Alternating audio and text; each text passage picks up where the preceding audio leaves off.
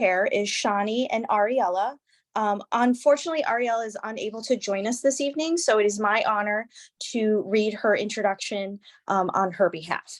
So, Shani is a freshman with a large curiosity for many topics that has always impressed Ariella. She chose to focus on genetics for her project. Without a lot of background or knowledge on the subject, Shani was able to expertly research the topic to learn about areas that interest her. She would next go through her research to make sure it was clear, and from there, decide what to research next. She also has an interest in coding, so we decided to take some of her new genetics knowledge and use it to create a project. Through this project, Shani was able to learn about new topics and strengthen her Python skills. And now I would like to hand it over to Shani to discuss her project. Take it away, Shani. Okay, hi, I'm Shani. Next. Okay, so my mentor's name is Ariella Schwartz. She currently works at Merck in New Jersey, and she's a scientist in biologics process development. She works on developing the purification process for pharmaceutical products. She's from West Hempstead, and she enjoys cooking and knitting. Next.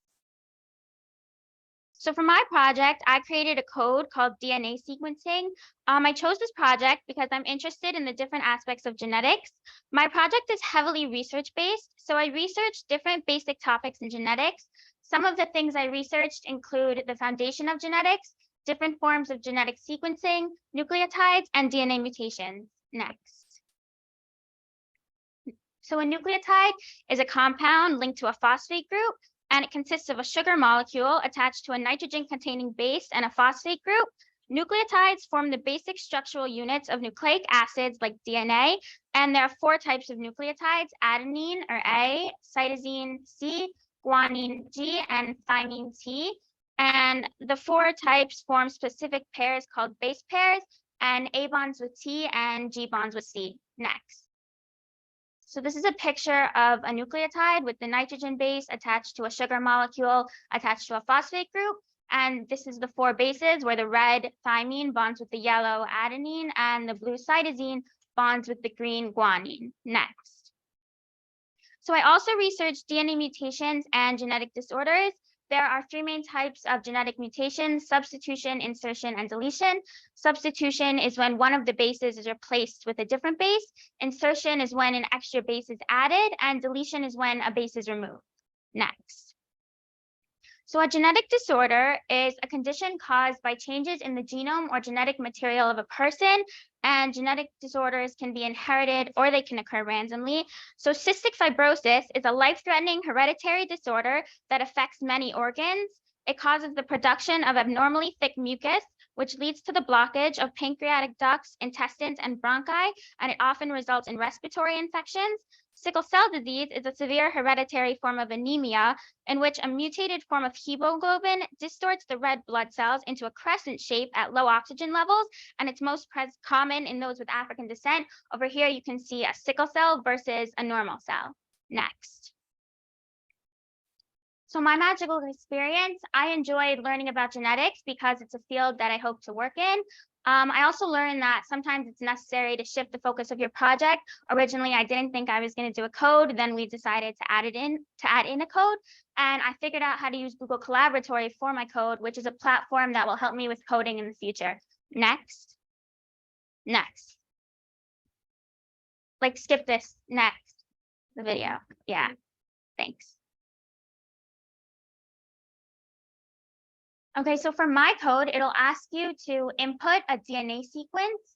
And if you input a sequence with an incorrect base, then the code will tell you it's incorrect and prints out the complementary DNA sequence without the incorrect base. It'll then ask if you want to see the complementary RNA sequence or if you want to see a new sequence. If you want to see the complementary RNA sequence to the sequence that you already inputted, then you would input yes. It's going to take a second. And after you put in yes, it'll print out the complementary RNA. If you don't want to see the complementary RNA, you want to see a new sequence, then you would input no. And after you input no, it'll ask for a new sequence, and you can enter a new DNA sequence, which it'll show you in a second. And then if in the first place, like the first sequence that you enter doesn't have anything incorrect, then if it does have something incorrect, and then the second sequence that you enter is also incorrect, then the code will tell you that it can't be printed because it's incorrect, and it'll ask you for a new sequence. Then you'll put in a correct sequence, and the code will print out the complementary RNA sequence to the new sequence that you put in. If the sequence that you put in the first place is completely correct, then the code will print out the complementary DNA sequence. It'll also ask if you want to see the complementary RNA or if you want to see a new sequence. If you want to see the complementary RNA, you would put in yes. And give it a second.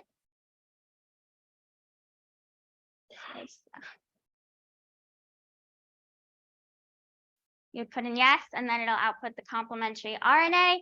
And if you don't want to see the complementary RNA, you want to see a new sequence, then you would input no.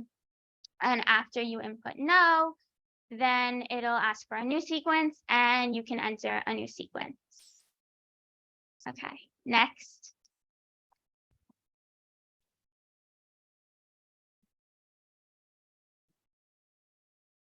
Okay, so for the future, in the future, I want to continue to add on to my code so that it includes a game about DNA mutations. And the game will have the user input a sequence, and then the code will add a random DNA mutation to the sequence, and then the user will try to identify what the mutation is. Okay, next. Thank you.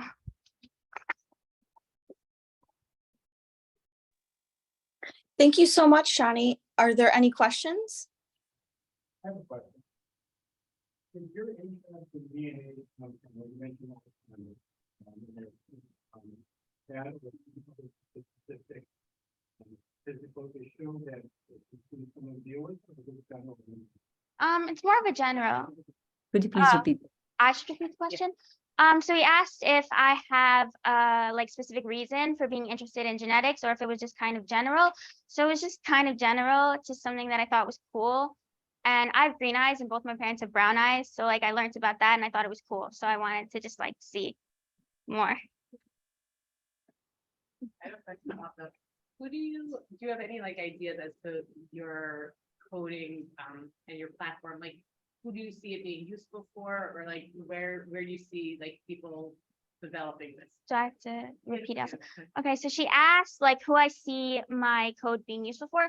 So I kind of thought that like it might be useful for like students who are learning about DNA, because I know that like this year I learned about like basics, like pretty much the stuff that I covered. And I feel like it might have been useful then because we had to learn about it and I had to like memorize everything. Anyone else? Yeah. Question. How does your code know that it's an incorrect pair that you're putting in? So he asked how my code knows that it's an incorrect pair. So I like coded that if you input anything that's not A, T, C, or G, which are the 4 correct bases, then it knows it's wrong and it should tell you that you're wrong. Anything else? Okay. All right, wonderful. Are there any questions from